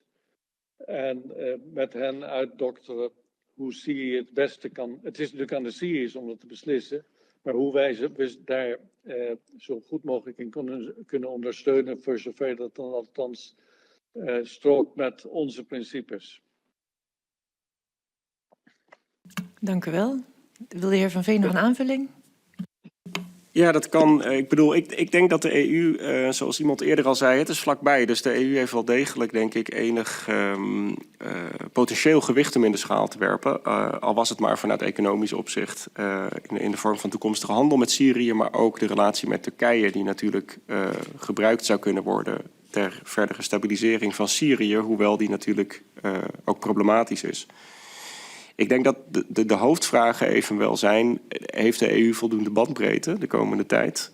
In het licht van de oorlog in Oekraïne, de nieuwe samenstelling van het Europees Parlement, de problemen die dat met zich meebrengt, migratieproblematiek, stikstofproblematiek, klimaatverandering.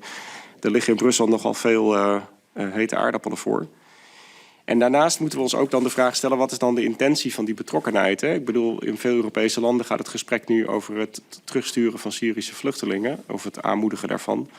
Ja, dat is op korte termijn helemaal niet aan de orde. Als we kijken naar de sociaal-economische omstandigheden in Syrië en de onveiligheid daar, is dat echt een gesprek wat misschien over een aantal jaren gevoerd kan worden. Maar als dat de intentie is, ja, dan zal dat in Syrië natuurlijk weinig gewicht in de schaal leggen. Want dat is helemaal niet de agenda van de toekomstige Syrische machthebbers, wie ze ook zullen zijn.